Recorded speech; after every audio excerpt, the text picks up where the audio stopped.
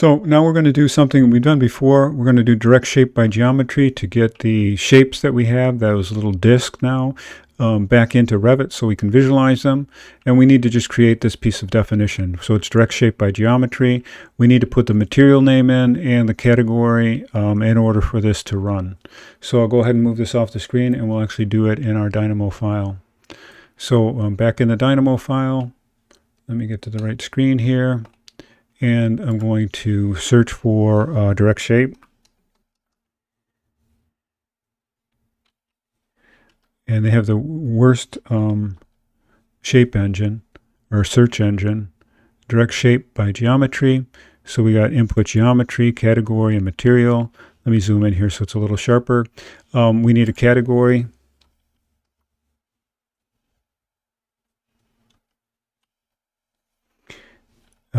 And I want to make sure I do the right one. So the input is, the output should be a Revit Elements category. And this is a drop down. And so if we go to this, we can go down and find the generic model, which is something I just typically always choose. Generic model. We could feed that into the category. We need a material, and it's material by name. And this one will always dot by name. Oops.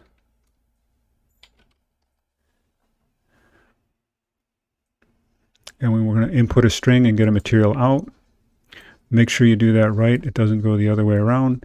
And we're going to drag that into material. And then we need a string. A string is just an alphanumeric. That'll convert to that material name. And I'm going to call this color. We haven't defined that yet. And we'll do that right now. So I'm going to drag the color into name. And then I'm going to close this off just for a second. And into Revit, I'm going to go to, to manage, materials. See, I'm running low on memory, and that may be why I'm having a little bit of problems. That'll be a reminder to save.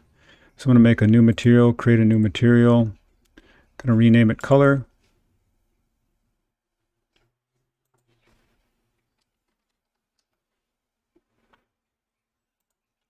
And then give that color a color.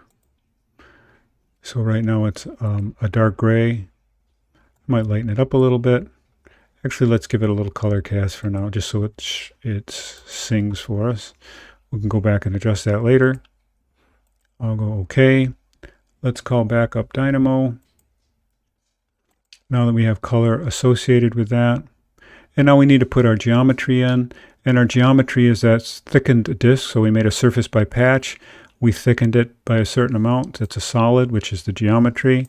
We'll go ahead and put that in. I'm going to remember to save this now before I run it, just so we don't get a crash. And I'm going to hit run. And we'll give that some time to run. I'll hit pause in case it takes a long time.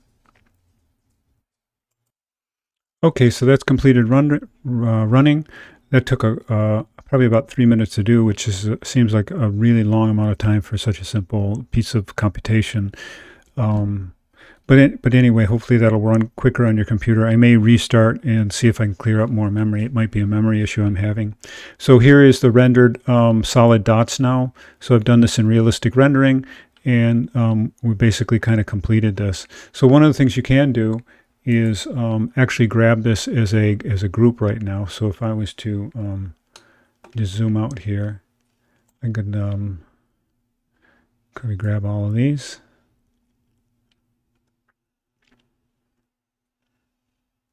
I'm going to try that again.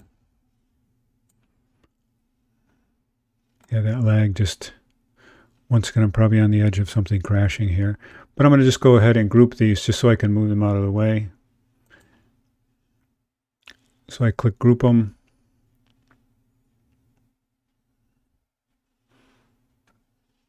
Yes, painfully slow. I'll probably go ahead and restart my computer after this video clip.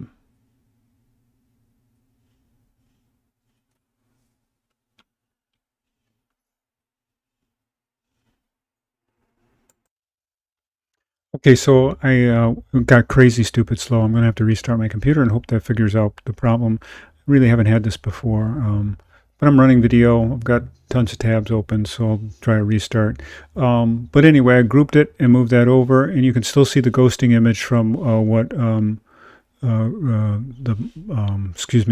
Dynamo is pushing through to the to Revit. Excuse me for all that stuttering. All right, so like I said, I'll restart, and then the next thing we'll pick up is in making a NURB surface out of this.